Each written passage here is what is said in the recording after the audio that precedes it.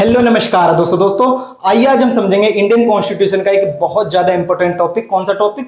State, जो हमारा article 12 of Indian constitution में दोस्तों दे रखा है। दोस्तों इतना इंपॉर्टेंट टॉपिक है कि आपको कॉम्पिटेटिव एग्जाम में, आपको अगर किसी भी एग्जाम की तैयारी कर रहे हो जिसमें हमारा इंडियन कॉन्स्टिट्यूशन आता है, तो सबसे पहले फंडामेंटल राइट्स का अगर क्वेश्चन आता है तो दोस्तों या आपसे ये चीज जरूर पूछी जाएगी कि क्या चीज स्टेट होगी क्या नहीं।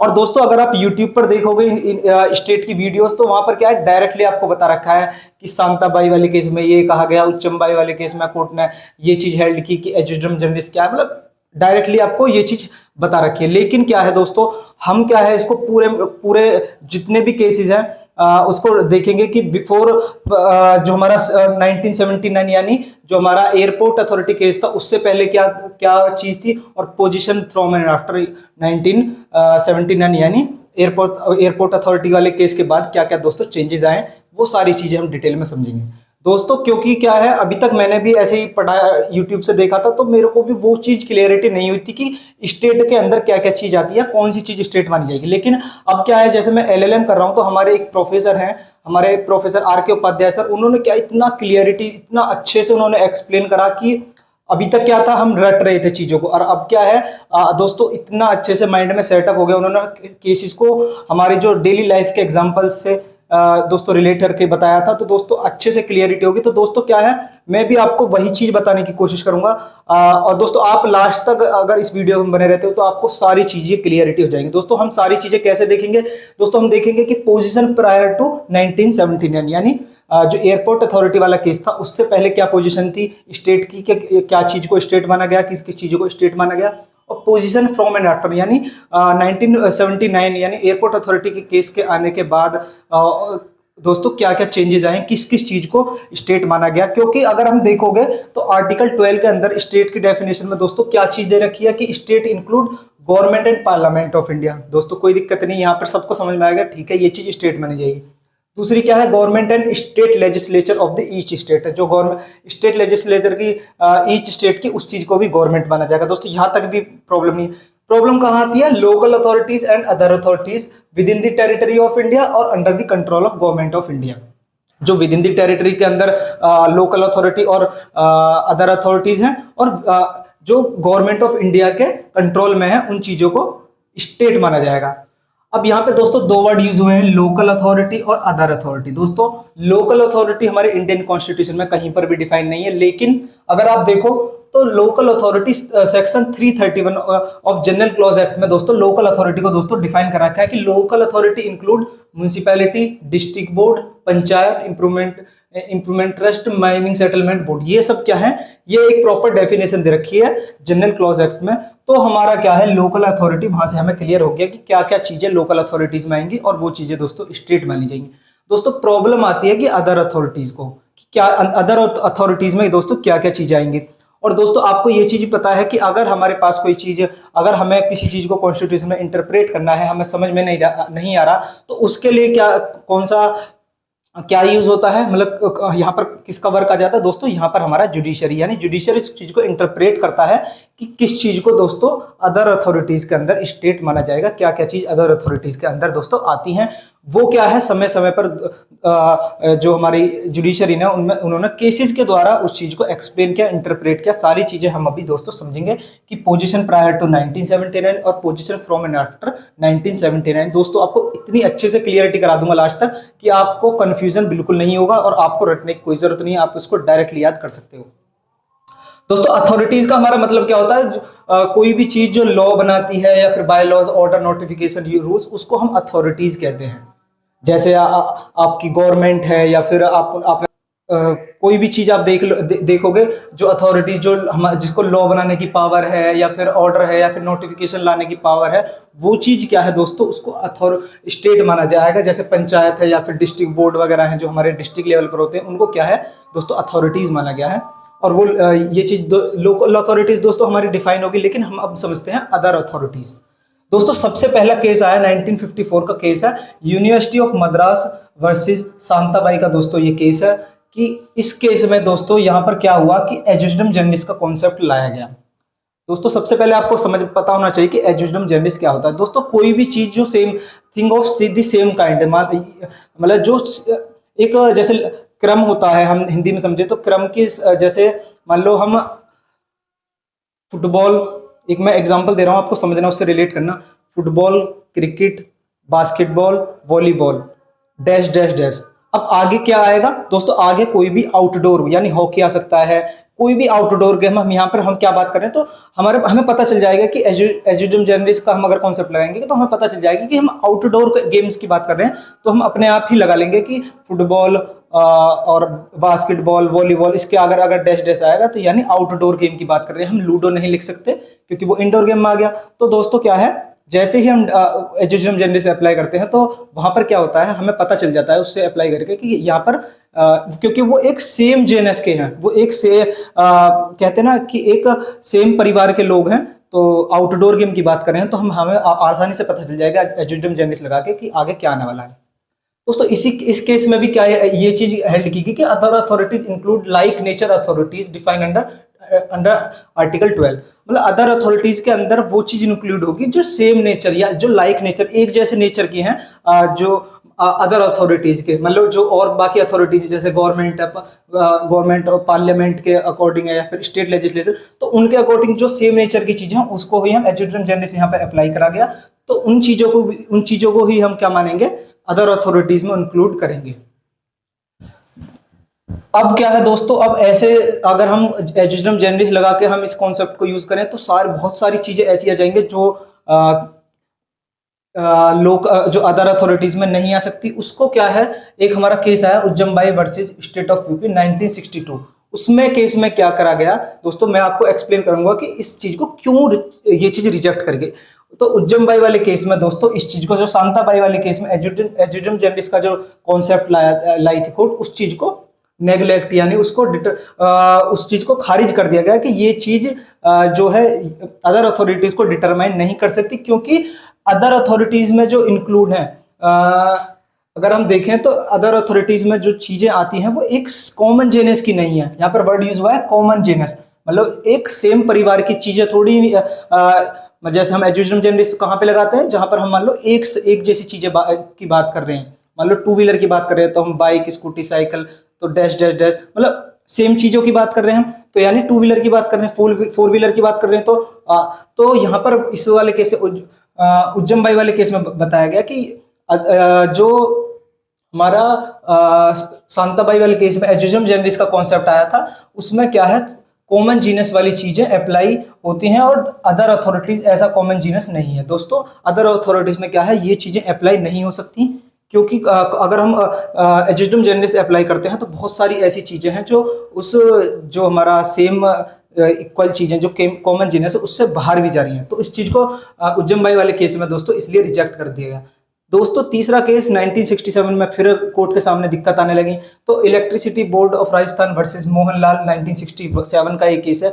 इस केस में दोस्तों अदर अथॉरिटीज को कोर्ट ने कैसे डिफाइन करा कि ऑल अथॉरिटीज क्रिएटेड बाय, वो सारी अथॉरिटीज जो क्रिएट करी जाती हैं कॉन्स्टिट्यूशन द्वारा या किसी स्टैट्यूट द्वारा या फिर किसी whom power are enforce by law. यहाँ पर क्योंकि कॉन्स्टिट्यूशन आपको पता है कि कॉन्स्टिट्यूशन क्या है, कॉन्स्टिट्यूशन के द्वारा अगर कोई अथॉरिटी क्रिएट की जाएगी वो अदर अथॉरिटी, स्टैट्यूट मतलब किसी लॉ के द्वारा कोई चीज इंट्रोड्यूस करी जाएगी तो वो अदर अथॉरिटी।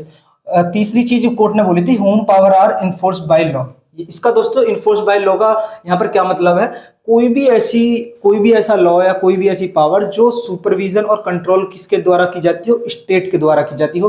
तो इस केस में इलेक्ट्रिसिटी बोर्ड राजस्थान वाले केस में दोस्तों ये चीज बोलेंगे जो इन तीनों के अंदर आती है वो चीज दोस्तों स्टेट मानी जाएगी। दोस्तों लेकिन यहां तक क्या है, क्लियरिटी अभी तक नहीं हो रही थी कि क्या चीज स्टेट मानी जाएगी, क्या चीज स्टेट नहीं मानी जाएगी। दोस्तों उसके बाद हमारे पास आता है पोजीशन फ्रॉम एंड आफ्टर 1979 का हमारा केस आता है RD Shetty versus international airport authority 1979। दोस्तों ये केस आता है। इस केस में क्या है, डॉक्ट्रिन ऑफ एजेंसी एंड इंस्ट्रूमेंटलिटी, इस डॉक्ट्रिन को दोस्तों इंट्रोड्यूस किया जाता है। उसके बाद क्या है, सारी चीजें क्लियर होने लगती हैं। एजेंसी और इंस्ट्रूमेंटली का मतलब है स्टेट का एजेंट होगा, इंस्टीट्यूट ऑफ स्टेट का, मतलब इसको इंट्रोड्यूस करने के बाद इन्होंने क्या है, टू डिटरमाइन अ बॉडी और कॉर्पोरेट और other authority to be state court laid down following नॉन, मतलब कोर्ट ने कुछ अपने कॉन्सेप्ट दिए कि जो जो चीज इन चीजों के अंदर, यानी उन्होंने 3-4 पॉइंट दिए अपने, अगर इन चीजों के अंदर वो चीज आती है तो वो क्या है, कोर्ट का एजेंट और स्टेट का एजेंट और इंस्ट्रूमेंट की तरह दोस्तों वर्क करेगा, और वो चीज ही अदर अथॉरिटीज के अंदर स्टेट मानी जाएगी। इन्होंने बताया कि अगर एंटायर फंडिंग और कैपिटल कम फ्रॉम गवर्नमेंट, अगर किसी अथॉरिटीज की जो एंटायर फंडिंग है या फिर कैपिटल है, जो पूंजी है, वो क्या है, किसी मतलब वो गवर्नमेंट द्वारा रन की जा रही है, तो वो अदर अथॉरिटीज के अंदर स्टेट माना जाएगा। दूसरा इन्होंने पॉइंट दिया कि it enjoy the state monopoly, यानी दोस्तों अगर हम एग्जांपल लें कि अगर हम कोई पेट्रोल पंप खोलते हैं तो उसके लिए हमें क्या है, लाइसेंस चाहिए, किससे चाहिए, स्टेट से चाहिए। अगर मान लो पेट्रोल पंप कोई हमारा फंडामेंटल राइट वोलेट करता है तो उसके अगेंस्ट क्या है दोस्तों, वो भी स्टेट की कैटेगरी में माना जाएगा। क्यों? क्योंकि उसको मोनोपोली किससे प्राप्त है, हमारी गवर्नमेंट से प्राप्त है, उसे गवर्नमेंट से लाइसेंस प्राप्त है। तो अगर हमारा कोई फंडामेंटल राइट्स वोलेट होता है तो हम क्या है, उस अगर पेट्रोल पंप हमारा फंडामेंटल राइट्स वोलेट करता है तो हम स्टेट के अगेंस्ट दोस्तों केस कर सकते हैं। तीसरी क्या चीज दी, it's function and are public importance and closely link to the government duty. इस चीज का क्या मतलब है दोस्तों, अगर मैं आपको बताऊं कि बहुत सारे काम ऐसे होते हैं, जैसे मान लो कोई इलीगल कोई बिल्डिंग बनी हुई है, आपके शहर में भी आपने देखा होगा कि बहुत जगह क्या है, बिल्डिंग तोड़ी गई। कोई अगर मान लो एमसीडी वगैरह जो होती है, मान लो तुम्हारी कोई बिल्डिंग है वो रोड पर आ रही है, या फिर कोई उसका कोई पार्ट रोड पर आता है, तो क्या है, वो जेसीबी गवर्नमेंट के द्वारा जेसीबी वाले आते हैं और उसको गिरा देते हैं। तो दोस्तों क्या है, अब मान लो जो जेसीबी वाला आया, अब ऐसा तो है नहीं कि जो जेसीबी वाला आएगा वो गवर्नमेंट का आदमी हो, मान लो उन्होंने कोई प्राइवेट बंदा अपॉइंट करा और उसने क्या है, उसको जो बिल्डिंग है उसको गिराया। तो मान लो जो जेसीबी वाला आया, जो जेसीबी वाले ने उस बिल्डिंग को गिराया, तो क्या उसके अगेंस्ट हम डायरेक्टली उसको स्यू कर सकते हैं, यानी उस पर केस कर सकते हैं? लेकिन नहीं दोस्तों, यहाँ पर हम जेसीबी वाले के अगेंस्ट केस नहीं कर सकते। क्यों? क्योंकि वो क्या वर्क कर रहा था, वो गवर्नमेंट के कहने पर वर्क कर रहा था, वो यहाँ पर क्या है, बिल्डिंग अथॉरिटीज के कहने पर यहाँ पर वर्क कर रहा था। तो यहाँ पर क्या है, जो जेसीबी वाला है, अगर जेसीबी वाला कोई हमारा राइट वायलेट करता है गवर्नमेंट डेवलपमेंट अथॉरिटीज के कहने पर, तो यहाँ पर हम स्टेट के अगेंस्ट केस कर सकते हैं, स्टेट के खिलाफ स्टेट हमें रेमेडी प्रोवाइड कराएगा दोस्तों। तो ये जो चीज अगर जेसीबी वाले के द्वारा कोई भी एक्ट किया गया है तो दोस्तों वो चीज क्या है, वो स्टेट के द्वारा एक्ट किया गया माना जाएगा। चौथी यहाँ पर क्या चीज इन्होंने बताई कि function previously perform by the government department. दोस्तों क्या होता है, मैं एग्जांपल लें कि दोस्तों मान लो जैसे रेलवे है, मान लो अब क्या है, बहुत से लोग इस चीज़ में बहस करते हैं कि मोदी जी ने आकर रेलवे बेच दी, प्राइवेटाइजेशन कर दिया सारी चीज़, अब क्या है, अब हमारे फंडामेंटल राइट्स का वायलेट होगा, वो अपने मनमानी करेंगे। लेकिन दोस्तों ऐसा नहीं है, क्योंकि उनको समझने की जरूरत है कि अगर कोई भी चीज़, इस केस में साफ क्या कहा गया कि अगर कोई भी चीज़ जो पहले गवर्नमेंट द्वारा फंक्शन की जा रही थी, मान लो पहले तो गवर्नमेंट का पार्ट था रेलवे, अगर अब मान लो उसको अब प्राइवेट के हाथ में दे दिया, लेकिन अगर उसके बाद भी कोई रेलवे अगर कोई भी किसी का राइट वायलेट करती है तो उसका जिम्मेदार कौन होगा, स्टेट के अगेंस्ट केस किया जा सकता है। स्टेट वहां पर हमें मतलब स्टेट के अगेंस्ट वहां पर केस किया जा सकता है। ऐसा नहीं है कि रेलवे और प्राइवेट होगी तो हम प्राइवेट आदमी के लिए, नहीं दोस्तों, वहां पर स्टेट लायबल होगा, स्टेट के अगेंस्ट हम दोस्तों वहां पर केस कर सकते हैं। तो ये क्या है, 4 उन्होंने ये फंक्शन दिए कि अगर इस केस में सबसे मेन चीज आपको क्या रखनी है कि इस केस में डॉक्ट्रिन है, doctrine of agency and instrument. क्योंकि यहाँ पर क्या है, जो मान लो जेसीबी वाला है वो किसके एजेंट की तरह काम कर रहा है, स्टेट के एजेंट की तरह काम कर रहा है। मान लो रेलवेज है, रेलवेज किसका पार्ट था पहले, इंस्ट्रूमेंट था, किसका पार्ट था, किसका एजेंट माना जाएगा, स्टेट का एजेंट माना जाएगा, स्टेट का। तो इसमें इन चीज़ों में अगर इनके अंदर कोई भी चीज़ आती है, अगर कोई भी एंटायर फंडिंग और कैपिटल कम फ्रॉम स्टेट, मतलब किसी भी ऑर्गेनाइजेशन को, किसी भी चीज़ को अगर फंडिंग हो रही है पूरी की पूरी किसी गवर्नमेंट से, तो वो क्या माना जाएगा, स्टेट माना जाएगा, वो स्टेट के द्वारा किया गया एक्ट माना जाएगा। तो दोस्तों इस केस में हमारे 4-5 पॉइंट आपको याद रखने हैं और आपको सारी चीज़ें क्लियर हो जाएंगी कि क्या क्या पोजिशन हमारी 1979 से पहले थी और 1979 के बाद क्या है। इसमें आपको याद रखना है कि doctrine of agency and instrument लिखे दोस्तों, डॉक्ट्रिन यहाँ पर इंट्रोड्यूस हुई थी, ये चीज आपको याद रखनी है दोस्तों। उसके बाद क्या है, एक 1981 का अजय हासिया वर्सेस खालिद मुजीब का एक केस आया, उसमें डिटरमाइन किया गया कि doctrine of agency and instrument not limited to corporation created by state. जो डॉक्ट्रिन ऑफ एजेंसी और इंस्ट्रूमेंट है वो खाली गवर्नमेंट के द्वारा जो कॉर्पोरेशन क्रिएट की गई है या फिर स्टेट के द्वारा जो कोई कॉर्पोरेशन या फिर बॉडी क्रिएट की गई उसी को नहीं माना जाएगा, लेकिन किस किस चीज को, जो determining based on the relevant factor, जो गवर्नमेंट के relevant factor equally to the company और society determining state based on relevant factor. मान लो कोई प्राइवेट कॉलेज है दोस्तों, अगर प्राइवेट कॉलेज भी हमारा राइट वायलेट करता है, अगर मान लो कोई ऐसा वर्क करता है जो हमारे फंडामेंटल राइट्स को वॉयलेट करता हो, तो उसके लिए भी प्राइवेट कॉलेज दोस्तों, उसके लिए भी हमारा स्टेट जिम्मेदार होगा, उसके लिए भी स्टेट लायबल दोस्तों हो सकता है। तो ये चीज अजय हाशिया वर्सेस खालिद मुजीब वाले 1981 के केस में की गई। अब दोस्तों एक आपको लेटेस्ट केस बताता हूं जो हमारा 2023 का केस है। यह है Kaushal Kishore versus state of UP, 2023 का एक केस है। यहाँ पर दोस्तों बताया गया कि आर्टिकल 19 और 21 फंडामेंटल राइट है against state and non state factor, मतलब ये जो है वो स्टेट के अगेंस्ट तो हम जा ही सकते हैं, और अगर ये वाले राइट हमारे वायलेट होते हैं तो नॉन स्टेट फैक्टर्स के अगेंस्ट भी हम दोस्तों उसके लिए भी स्टेट ही लाइबल मानी जाएगी। नॉन स्टेट फैक्टर्स क्या होते हैं दोस्तों, मान लो हमारे देश के ऊपर कोई टेररिस्ट अटैक होता है, तो उसके लिए ऐसा नहीं है कि क्योंकि स्टेट की जिम्मेदारी है कि हमारी सुरक्षा प्रदान करे, हमें सुरक्षा दे, वो चीज किसकी जिम्मेदारी है, स्टेट की। अगर टेररिस्ट अटैक होता है तो उसके लिए भी यहाँ पर साफ साफ किया गया है कि नॉन स्टेट फैक्टर्स के लिए भी दोस्तों स्टेट ही लायबल होगी। अगर टेररिस्ट अटैक होता है तो यहाँ पर भी स्टेट ही दोस्तों लायबल होगी। यहाँ पर क्या साफ साफ बताया गया है कि defining state it is necessary to fundamental right can be violated. अगर फंडामेंटल राइट हमारे डायरेक्टली वायलेटेड होते हैं या फिर इनडायरेक्टली वायलेटेड होते हैं। डायरेक्टली वायलेटेड होते हैं जैसे कोई लॉ बना दिया, कोई बाय लॉज बना दिया, कोई भी कुछ भी कानून नया बना दिया, तो उसके लिए तो स्टेट लायबल होगा ही। लेकिन अगर इनडायरेक्टली भी कोई, अगर मान लो स्टेट फंडामेंटल राइट को इन्फ्रिंज करती है giving power to the agency और official act on behalf of state, मान लो अगर स्टेट किसी को पावर देती है, फंडामेंटल राइट अगर हमारे इन्फ्रिंज होते हैं, तो उसके लिए भी दोस्तों स्टेट ही लायबल होगा, उसके लिए भी स्टेट को हमें रेमेडी प्रोवाइड करनी पड़ेगी।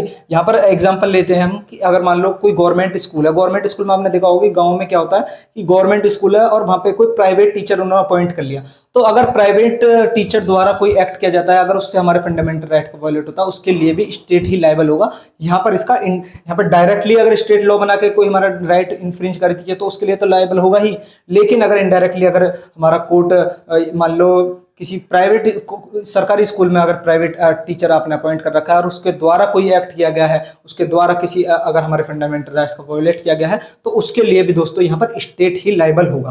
दोस्तों एक क्वेश्चन आता है कि क्या जुडिशरी स्टेट का पार्ट है या नहीं। सीधा सीधा आप यूट्यूब पर देखोगे तो वहां पर दे रखा है कि हाँ पार्ट है, कहीं भी दे रखा है कि जब जुडिशरी एक्ट कर रही होगी तो तब तो पार्ट नहीं होगा, लेकिन अगर एडमिनिस्ट्रेटिव वर्क कर रही है तो दोस्तों जुडिशरी भी स्टेट माना जाएगा। लेकिन दोस्तों आपको ऐसे नहीं समझना, आपको क्या समझना कि अगर जुडिशरी का काम क्या है दोस्तों, जजशिप, यानी उसको न्याय देना उसका काम है। तो अगर मान लो कोई जज है, वो अगर सिट हियर और डिसाइड, मान लो वो अपनी जो हमारी जहाँ पर जज बैठते हैं वहाँ पे सिट है, वो अगर किसी उसको सुनना है किसी केस को और डिसाइड कर रहा है, तो उस टाइम पर दोस्तों जुडिशरी स्टेट नहीं मानी जाएगी। लेकिन अगर दोस्तों अगर जुडिशरी कोई एडमिनिस्ट्रेटिव वर्क कर रही है, मान लो किसी एम्प्लॉय का ट्रांसफर कर रही है, किसी को अपॉइंट कर रही है, अगर उस चीज में दोस्तों अगर जुडिशरी कोई घोटाला करती है, उस वर्क में अगर कोई जुडिशरी घोटाला करती है, तो उसके लिए भी स्टेट लायबल माना जाएगा। उसके लिए उसमें क्या है, जुडिशरी को स्टेट माना जाएगा।